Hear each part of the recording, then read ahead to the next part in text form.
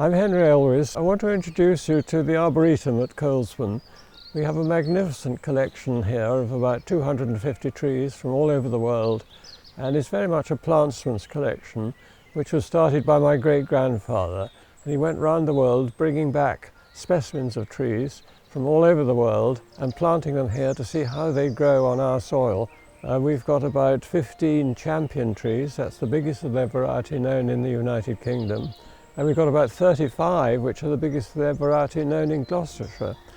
And since I've been here, I've been planting trees all my life, and we've got some beautiful trees, wonderful colours in the autumn. We've got an amazing arboretum, and it's well worth coming to have a view. I'm standing in front of an oriental plane, and this came from a cutting which my great-grandfather took of a tree growing on the Emperor of China's tomb. It's the most wonderful gnarled specimen of a tree, and I think I and every boy in the village has probably climbed to the top of it at some stage in their lives. Well, this tree here is the Kentucky coffee tree, and normally it would have bean pods on it, just like a French bean, hanging all over the tree, but of course this year we had late frosts and that stopped it from fruiting this year. But the story of it is that when the settlers in America started moving from the Atlantic east coast of America inland, they came into Kentucky and they found this tree growing with these beans on it. And so they roasted the beans, ground them into a nice powder, and started making a very acceptable drink, which they then called coffee.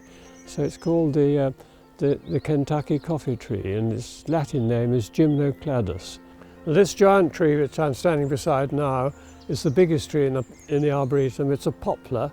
It's about 150 feet high, that's probably about 45 metres high, and we've got the bill for it in the office. It was created by a Belgian nurseryman who named it for his son, so it's called Populus eugenii, but it's well past its normal life. Poplars have a life of about 60 to 70 years.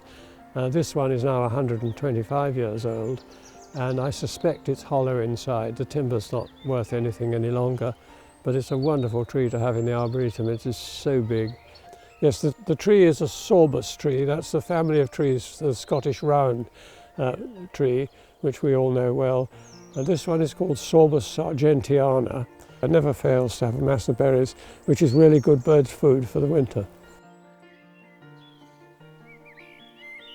This little tree is a tree from China. It's called a Cercidiphyllum or a Katsura tree, and it's the first in the Arboretum to colour in the autumn with these lovely yellow leaves, and when they fall they smell of burnt sugar, and the French call it the caramel tree.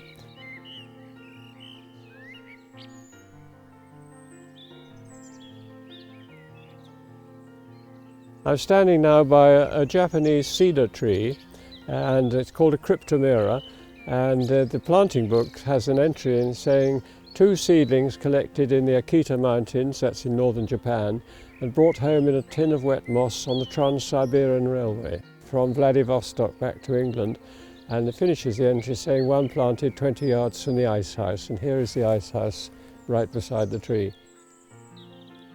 Well, you've just seen a few of the interesting trees in the Arboretum here, and I do encourage you to come and see the whole collection. It's a fantastic collection and worthy of interest for anybody interested in trees, interested in birds, and it's well worth a visit. And we can take guided tours around the Arboretum, or it's just open for a walkabout as well.